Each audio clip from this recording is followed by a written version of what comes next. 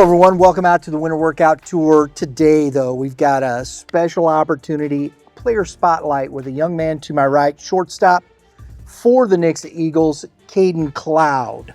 Caeden, thanks for taking a moment. Yes, thank you. Thank you for having me. Absolutely. Got a chance to see you play a little bit last year. Big noise about you, a lot of buzz, Super 60 invite, Kentucky. We're going to talk a little bit about that stuff. You ready for that? Yes, sir. All right. First, I want to start with, I always like to do this with player spotlights. How old were you when you started playing baseball? When I first started playing like T-ball at the Y, I was probably 3 or 4 years old. Yeah. Was your dad coaching you? He was not. It was at just the YMCA in Springfield. Yeah? That's where I first started. So when did baseball become like, for you? I think I had always enjoyed it and loved it and was like pretty good at it.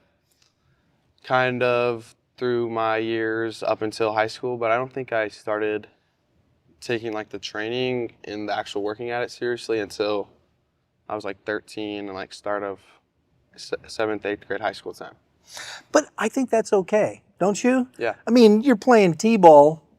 You should be worried about snow cones after the game, right? Yeah, for sure. Did you get snow cones after the game? We got something after the game. You don't remember? Don't remember. Well, we'll stock that up because our good buddy, one of our hosts, Darren Sissel, he was a coach at Howe. Yeah. He always talks about snow cones. Okay. Right? So Yeah. We're going to give a shout out to Darren and snow cones. Awesome. Cool. But I want to ask you this. When did the motivation when you were started, say you're 13, you're working out, how was that? Did you push yourself? Did your dad help you? What was the mechanism that really kind of got you into that thought process? I think so my dad, he wouldn't let me like start lifting weights until I was 13. And so I'd always wanted to, and I always like enjoyed working out. Like I would do body stuff with him all the time. And actually growing up, like both of my parents were big into CrossFit. And so I would always go to the gym with them and just do the kid stuff. So I'd always enjoyed it. But I think once my dad started finally like letting me work out with weights and stuff is when I started to enjoy that. And then also just the times where it's like you don't want to do it because it's, it's hard. And then I had my dad there to help just continue to push me and keep me disciplined and keep me on the right track. And then from there, as I get older and you kind of get to do that on yourself. Mm-hmm. And I think that's kind of how it started. I'd always loved it. It's just he was there to help me on those hard days. Did you play other sports growing up besides baseball? My other main sport was soccer. Oh, yeah. Yeah, I played soccer up until this year. Up until this year? Yes, sir. So you just kind of was like, I'm going to focus on baseball? I thought that this offseason was big for my training and just getting bigger. And so I thought it was a smart decision to call it good on soccer. Do you think that the soccer helped your development overall as an athlete? I think definitely it did. I think it kept me in shape, kept me like moving. And I think it was also good just for like my feet in the infield, my quickness, and just overall athleticism. Right. Would you, kids growing up, playing ball, would you tell them, hey, play as many sports as you can? Definitely. I think at a young age, just playing everything you possibly can and just learning how to move, learning how to be athletic, I think that's so huge. Yeah. Well, you got some dudes, too, around here. Mm-hmm. Vincent, Wyatt Vincent. Yeah. He's playing basketball, right? That's why he wasn't here. I would love to. We'll get a chance to talk to Wyatt. But the young man, the quarterback. Adam McKnight. Yeah. They're multiple sport athletes. They're still, I know Wyatt Vincent, he's going to Missouri State, right? Yeah. Do you think that as an athlete, did you think about it when you were playing the other sports? Is that what your thought process, or did you just enjoy playing sport? I think for the majority of the time, it was just when it was soccer season, I was all in on soccer. And then as it switched to baseball season, I was all in baseball. And there wasn't really one higher than the other. Mm-hmm. But I think these past couple of years, it kind of had drifted towards, okay, like baseball's starting to pick up now. Like I really love this and I really think I can do this, and play this my entire life. And so that's what I want to do.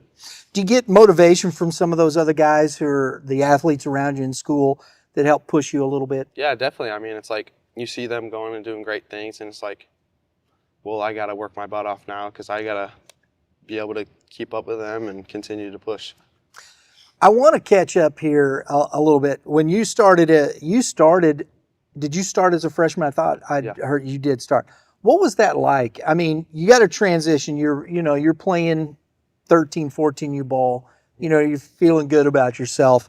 When you came into the program here, and Nixa's got a good baseball program, what was your expectation? I don't know if I really had any expectations. I just really bought into what Coach Hughes had brought in and was just all about the process and was just wanting to keep getting better every day and just kind of see where it took me. Very good. Did you think you would be on the varsity as a freshman? I would hope I did. Yeah. I mean, I always want to be like the very best there is. Like, I don't ever want to just settle. And so coming in, I was like, okay, I want to be a day one starter. So if you got a kid that's, say, 6th grade, 7th grade, and he's talking about, I want to be, a starter as a freshman, especially, and I think it's difficult, you're talking about here, Nixa baseball, it's a Class 6 program. There's a lot of kids coming out every year, right? Mm-hmm. A lot of talent. I mean, what sets you apart? How do you set yourself apart? What is that thought process? I think it's just your work ethic, really. I think that anybody can have the talent, but I think what really separates you is just how hard you're willing to work and how hard and how far you're willing to go. I love that, man. See, that's what the 6th and 7th graders need to hear, right? For sure. Because it's a very difficult thing to play as a freshman. For one, sometimes, do you think you were physically prepared to play at the varsity level? Yeah, I think I was a little bigger than the average freshman, and I think that helped for sure. But I also just loved it, and so like that's exactly what I had always wanted to do. So that's what I love to do. So playing in the summer, who'd you play for, by the way? The past couple years, I played with the Adidas Athletics. Okay. Were you just playing locally in like 8U through 14U? Pretty much, just like Springfield, St. Louis, Kansas City area for the most part. Yeah. Who'd you play with? Was it just a local team you guys put together? The Midwest Mavs. Is what I played. Oh, yeah. Played with the Midwest Mavs. Okay. How do you think, when you're talking about that level of training and moving up that way, how do you, visualize that to what, varsity baseball is? And when you see, guys coming up and whatnot, what advice would you give kids to say, hey, how do you prepare yourself mentally to come in and start practicing or coming into high school and looking to make a mark? Yeah, I just think you just gotta just fall in love with the process and like know it's gonna be hard, but like those hard days are the days that you improve the most. So like that's the days you should look forward to. And so I just think you just fall in love with the process. Do you think the club baseball, do you think those things are preparing guys for high school baseball? Definitely. I think that's a huge part of like development and just as an overall player and being able to play in high school is summer ball and good summer ball coaches, which is not entirely all in your control, but finding the right coaches and finding the right fit, I think, is really important. Absolutely. I agree very much. Now, you were before the new rule, the new NC2A rule changes in recruiting and whatnot. So, as you're coming up there, you're starting to get I think you got a little notoriety after playing in the Final Four as a sophomore, right? When did that process start for you? When did the recruiting process start for you? So I think my sophomore year was the year the rule changed. And so that winter, I had a little bit of just kind of talk. I went to some Missouri State stuff and was going to go on a visit and whatnot, but then the rule changed and stuff happened. So it was really, I had a big summer. I went to the PBR Future Games, played really well there in front of a lot of scouts, and then kind of August 1st is like the first day they could talk to you, and so that's kind of when it exploded. And then just from then on, it was talks with coaches and getting on visits and whatnot, and then that's kind of when the whole buzz started and I chose Kentucky.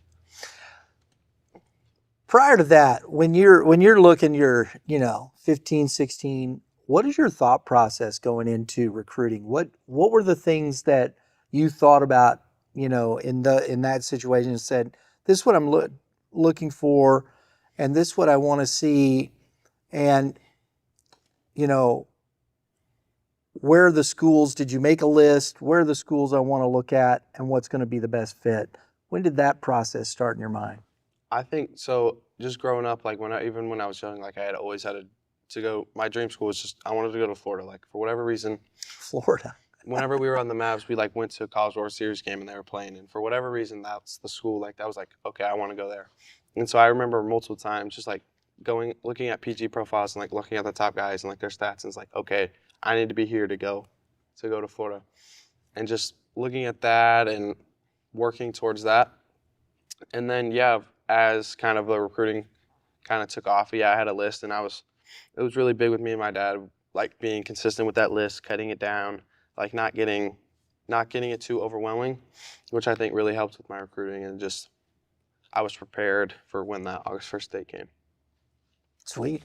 So Kentucky comes calling. Mm-hmm. What made you pick Kentucky? I think really just the atmosphere there. Like it just as soon as I stepped on campus, I was just like, yeah, this feels like home. Like I could see myself going there. And the coaching staff is just amazing. Facilities are great, obviously, and it really just feels like I got there and I'm just like, yeah, this feels like home. Like I can go here for however long. When you think about, I know it's here, there. How are you preparing yourself to be? It's not, huge. Lexington isn't like, 25 hours away or something, going to Florida or California and whatnot, but it's still a good distance. Mm-hmm. How are you preparing yourself? It's first time being away from mom and dad. It's always different experience. Are there things you're doing to help prepare yourself for that? I mean, yeah, I think that I feel like most of my days, like I'm always out training like most of the day. So I'm kind of, I mean, I know it's not the same, but somewhat like I'm away from my family for the most part of the day. And so I think that's kind of helping me prepare, and just like I'm going out there to do what I love. So yeah, it's going to be hard a little bit, but like this is like my dream and this is everything I've ever wanted. So like I'm just going to go out there, have fun, and just love it all. Enjoy it. Mm-hmm. Might as well, for sure. Right? Yeah, of course. So SEC, oof. Yeah. Jumping right in there with the big boys, right? What's your thoughts on, going into that environment? And when you're looking at this scenario, do you already know who you're going to be competing against for a spot on the roster there? For the most part, yeah. And I think that was actually another reason why I chose Kentucky is up front. They told me that like I would be able to earn everything I could get, and like I would have to earn, but I would have the chance to be able to start as a freshman. And so, yeah, I mean, obviously I have to compete and outbeat and outplay the other guys, but I would have a chance at the end of the day. So that's all you want, right? Exactly. So then it's on you, right? Yes, sir. I'd take that. Take your odds, right? Exactly. Bet on yourself. For sure. I dig that. Now, is there a thought, you gearing up, you've been invited to the Super 60, you're already committed, so you've accepted the invite. What are you preparing for the Super 60 to be, and what are you looking for out of the Super 60? I think just the recognition and kind of just being out there for the pro scouts and the pro teams, and just kind of just see what happens as we get up and get closer to June in the draft. Is that a thought process, do you think? I mean, definitely. I think that I don't want to look too far ahead, but I just think that whatever happens it's in God's best plan, and just I'm going to go work my butt off up until then, and whatever happens, happens, and I know that that's the right thing, and so I'm just going to control what I can control. There you go. I like that. Super 60, that's pretty impressive, though. Yeah, thank you.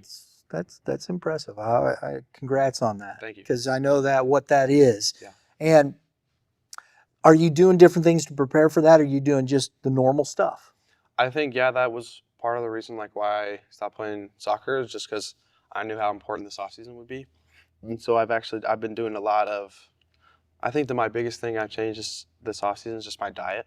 Yeah. And so I've been eating right, eating a lot of good food, and it's helped me gain 15 to 20 pounds this offseason. And so I think that's been my biggest thing is just the diet. And I've been training, working a lot harder. I've been doing a lot of strength and almost bodybuilder type workouts along with just like my normal training.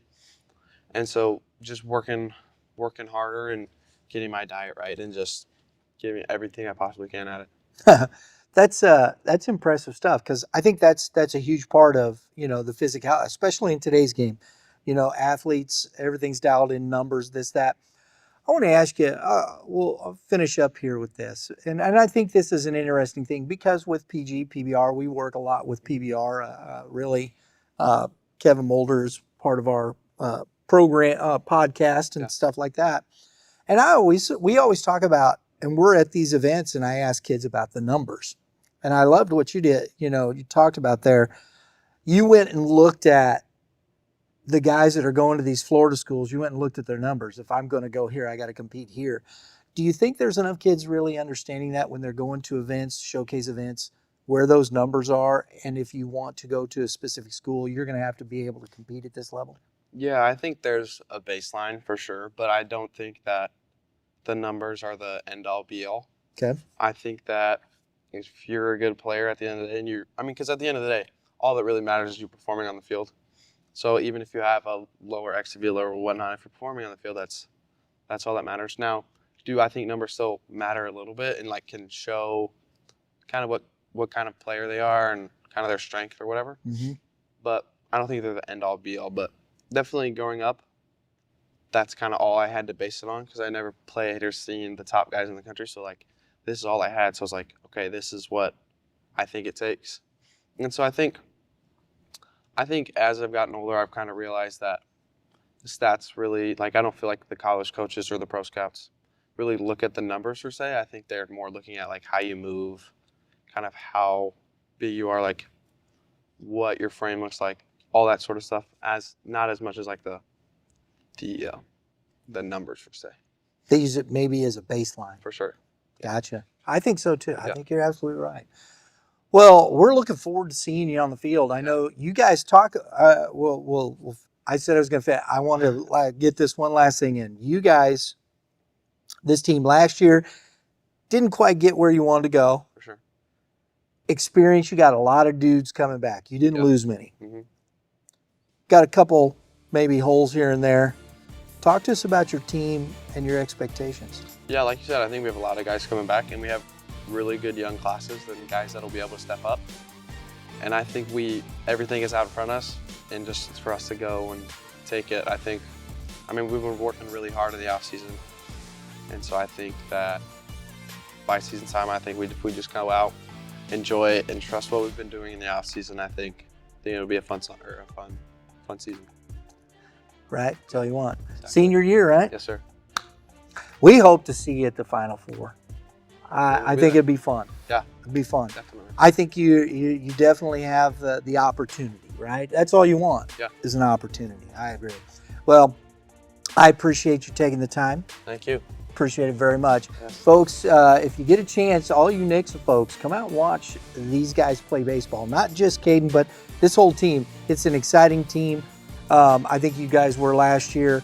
They're going to be that much more. I think your depth, everything. I'm talking it up here, but that's just my thoughts. Yeah. So come out and watch, support these guys, and good luck to you the rest of the day. Thank you. All right.